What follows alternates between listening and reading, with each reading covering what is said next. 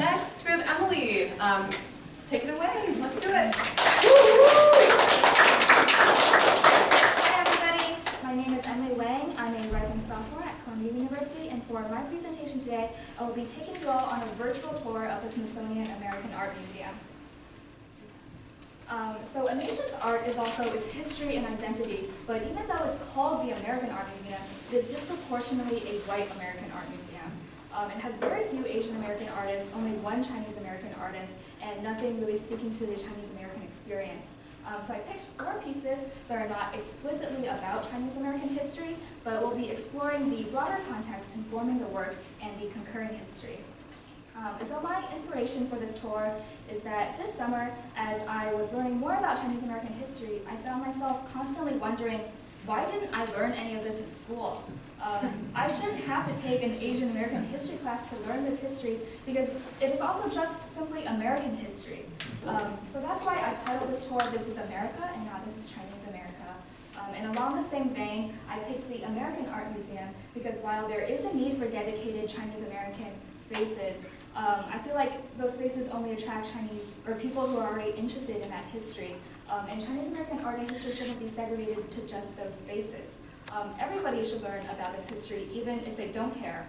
Especially if they don't care, because so with that, let's get started with the first piece. So this is Julian Scott's Surrender of a Confederate Soldier. So my first question for you all is, who do you see in this painting? Like that. Guy. Yes. Guy, So we see the Confederate soldier, his wife and child are in the background, and presumably his slave is also in the background looking towards a different direction.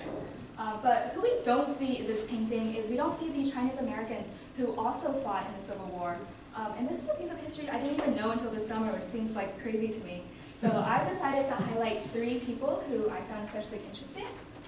So the first person is Joseph Pierce from Guangzhou. He was sold as an indentured servant to a pretty wealthy family when he was younger, and then later decided to fight for the Union. And he played a pretty pivotal role in the Battle of Gettysburg, and he did it while wearing his hair in a traditional Manchu queue, which is that hairstyle. And official records actually state him fighting pigtail and all in reference to his hair. So he was obviously pretty proud of his heritage, but then later, fearing expulsion from the army, he was forced to conceal and deny his Chinese heritage.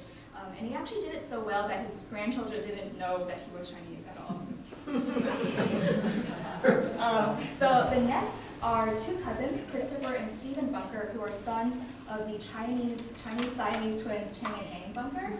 And they were actually really wealthy. They lived in the South, and they actually owned slaves. So while most Chinese Americans who fought in the Civil War fought for the Union, Christopher and Stephen fought for the Confederacy.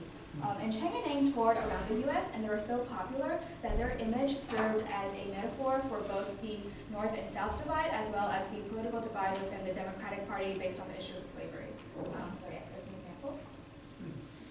And the last person is Edward de Cahota from Shanghai. Cahota fought for the Union, and then decades later, when he tried to buy land and a home for his family, he was told he couldn't because he wasn't technically a citizen.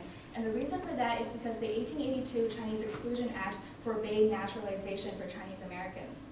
And so in response, he said, "I have fought for this country. I have retired after 30 years of continuous honorable service, and I believe that I, if anyone, have earned the right to be pronounced a citizen of the United States and enjoy all of its rights and privileges."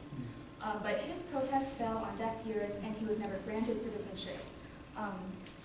And so we see that while Scott, a Union soldier, portrays his Confederate counterpart with dignity and respect, the Chinese American veterans of the Civil War were never awarded that same respect. They faced discrimination, and their stories have largely been forgotten. My second piece is Agnes Tate's skating in Central Park.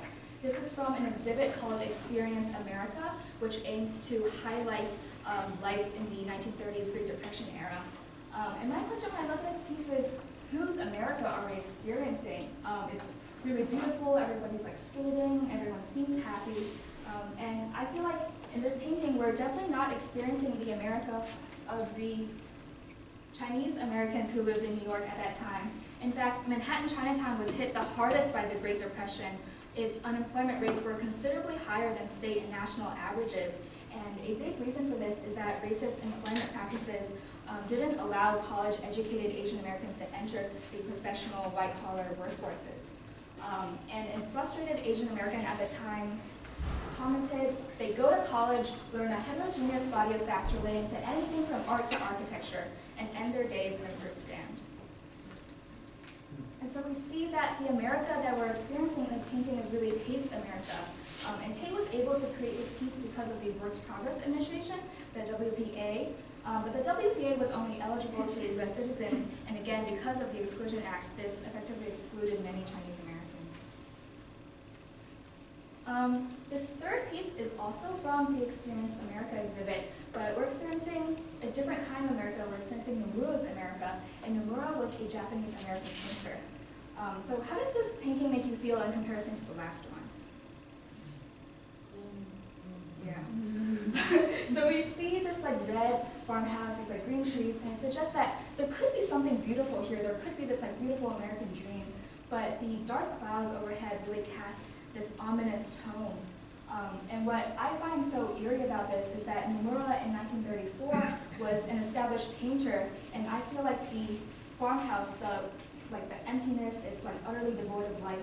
It sort of foreshadows his family's forced relocation to Minidoka, a Japanese internment camp, less than a decade later. So to me, this painting really says that, you know, there can be this American dream, but for so many, the pervasive injustice hangs like the dark clouds and denies this dream. And my last piece is Zeldas's Miss Liberty Celebration. This piece seems really like happy and bright and colorful, and we see a lot of people. We see like Elvis, Miss America. There's like Lincoln over there, and we also see two boats carrying immigrants, and she also paints the U.S. Department of Immigration. So it seems like it's celebrating the diversity of America. But you can't really tell where anybody is from. All the immigrants, all the people, they all have this same orangey skin tone. And to me, so even though this seems like a celebratory piece, it really speaks to the dangerous myth of the melting pot, where everybody comes to the U.S. and they become assimilated and become like Americanized. But assimilation is really against cultural acceptance. Assimilation requires people like Joseph Pierce to deny their heritage rather than embrace it. And the reality is that even when immigrants try to assimilate, they're sometimes not even allowed to. Some people think that Chinatowns are a result of Chinese Americans being unwilling to assimilate, but it's actually the opposite. Chinatowns on the East Coast got their start when anti-Chinese attacks on the West Coast during the Gold Rush era, such as the 1885 Rock Springs Massacre. All these white immigrant miners attacked Chinese immigrant miners and really forced them to the East Coast, and that's where they started to found Chinatowns. And as for the Chinese Americans who remained on the West Coast, they found safety in numbers only in Chinatowns. And during the exclusion era, Chinese immigrants couldn't live or work anywhere outside of Chinatown because of the housing and labor laws at that time. But to end on a more hopeful note, the story of Chinatowns and Chinese Americans isn't just injustice and suffering, it's overwhelmingly a story of resilience. And we see Zeldas's inscription below the Statue of Liberty is a little bit different than the original Lazarus poem, but it reads, "Give me your hungry masses longing to be free." So during the exclusion era, as Chinatowns longed to be free from discrimination, many community organizations rose up and formed in order to protect and provide services to immigrants. And many of those organizations are still active today. For me, this whole tour is my longing to be free of the institutional barriers that prevented me from learning this history. And I'm sure all of us here have our different longings to be free and our ways of expressing that. So for me, that longing to be free, that is America.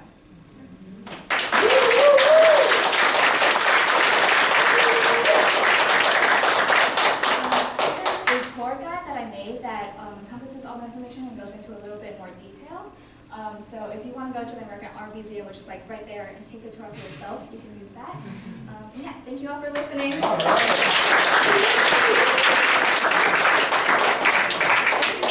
And also, Emily is our one of our digital gurus for the summer and has made a number of different vlogs, which is a term I'm learning. Vlogs. Okay.